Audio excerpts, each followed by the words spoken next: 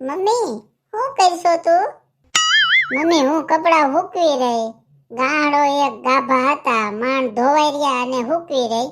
પછી 5 મિનિટની નવરા હતી મેં કીધું લે મમ્મી હારે વાત કરી લઉં. હમણાં કેટલા દિવસ થયા તમારે હારે વાત નથી કરી. હા મમ્મી, કામ જ એટલું હોય ને કે કામમાં ને કામમાં ખબર જ ન પડે કેમ દિવસ વયો જાય, કઈ તારી હારે વાત કરવી.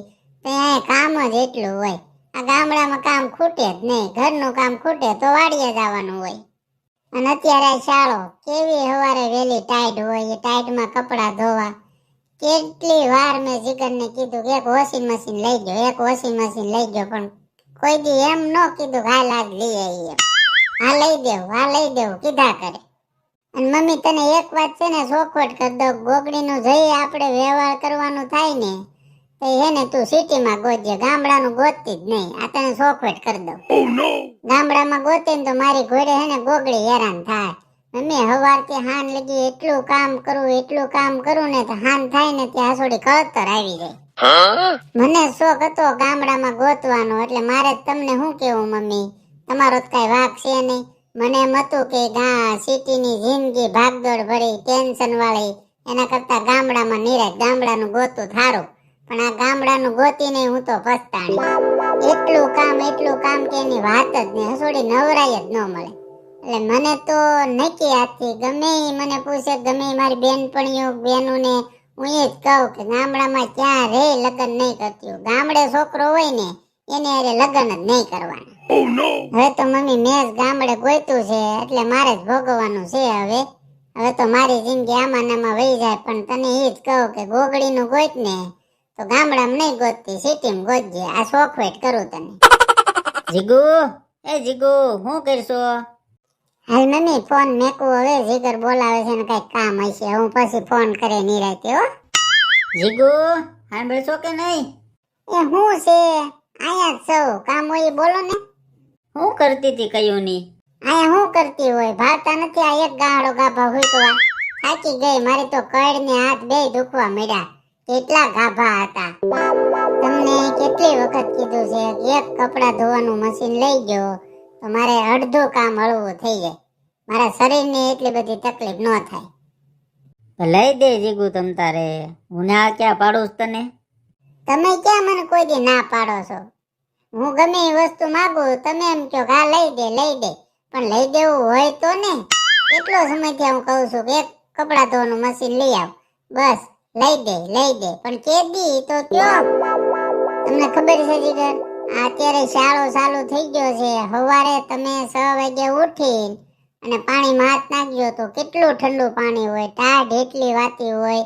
એ ઠંડા પાણીમાં કપડા ધોવા એ તમને એમ લાગે, બાકી કેટલી તકલીફ થાય ખબર તમને?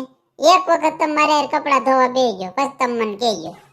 જીગુ તું એ વાત કરી વાત સાચી છે, પણ આપણા ગવઢિયા આ ઠંડા પાણીમાં કપડા ધોઈને સોડા વીયા ગયા તો એને કાંઈ ન થયું, તને કેમ તકલીફ થાય છે બધી?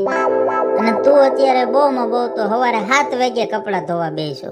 આપણા ગવઢિયાને કોકને પૂછજે તો ગવઢિયા 4 વાગ્યામાં ઉઠીને કપડા ધોતા અને ભાત હારે લઈને અને 7 વાગે ત્યાં વાડીએ વીયા જતા. શાળો હોય, ચોમાસું હોય, ઉનાળો હોય. તમારે એ તો કાંઈ છે નહીં, ખાલી ઘરનું કામ કરવાનું, વાડીએ જ તમારે આવવું નથી તોય તમને તકલીફ થાય. તકલીફ થાય જ ને.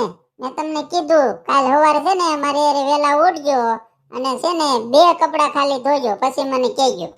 અને તમે ગવઢિયાની વાત કરો તો એ જૂના જમાના અરે એ સમયની વાતે ગઈ. અત્યારે આ છે ને 21મી સદી છે, આમાં કોઈ બાયું સહન ન કરે. હું આટલું સહન કરું ને તો સારી કહેવાય. બાકી અત્યારની બાયું કે છોકરીઓ કોઈ ગામડે રહેવા ખુશી નથી. આ તો હું હારી કઈ ગામડે પડી છું. બસ હવે બંધ કર તારું ભાષણ. કા કેમ ભે પડી? હાસુ કીધું ભે પડી ને. ગવઢિયાની વાત કરો એ વાત હાસી. તે ક્યાંય કોઈ સિટીમાં જાતું નહીં, બધા ગામડે રહેતા. એટલે ગામડાના કામ થતા ને તેના ખોરાક સારા હતા એટલે શરીર છે ને બધાયના મજબૂત હતા. અત્યારના ખોરાક ખોટા થઈ ગયા એટલે શરીરે તકલાદી થઈ ગયા. થોડુંક કામ કરીએ ને ત્યાં શરીરમાં તાવ આવી જાય, માથું મળે દુખવા, કાંઈ દુખવા મળે, હાથ પગ દુખવા મળે. એ અત્યારની તકલીફ વાળી વાત છે. બસ હવે તું હાસી હું ખોટો, બસ હવે બંધ કર તારું મોઢું. મોઢું ક્યાંથી બંધ કરે? હાસુ કહું એટલે ભી પડે. બાકી હજી તમને કહું છું, તમે કાન ખોલીને સાંભળી લેજો કે હું હારી એટલે અહીંયા ગામડામાં રહું છું. બાકી અત્યારની છોકરીઓ બાઈઓ કોઈ ગામડામાં ન રહે. આ તમને લખી દઉં. હા હા બસ તું બહુ હારી છો. બસ હવે મારે છે કામ, હું જાઉં છું. હા હાસુ કે એટલે ભીં પડે, કામ આવી જાય. અમારું તો હાસુ કોઈને સાંભળવું જ નહીં. બાકી સવારે 6 વાગે ઉઠીને કપડાં ધોવો ને તો ખબર પડે બાયું કેટલું સહન કરે છે આ કડકડતી ઠંડીમાં. હું કેવું દોસ્તો તમારું? આવજો બધા, બાય બાય. વિડીયો ગમે તો લાઈક કરજો અને બધા લોકો સુધી શેર કરજો પ્લીઝ, મારી વિનંતી છે. અને નવા હોય તો મારી ચેનલને સબસ્ક્રાઇબ કરવાનું ભૂલતા નહીં. આવજો બધા. જય શ્રી કૃષ્ણ, જય માતાજી.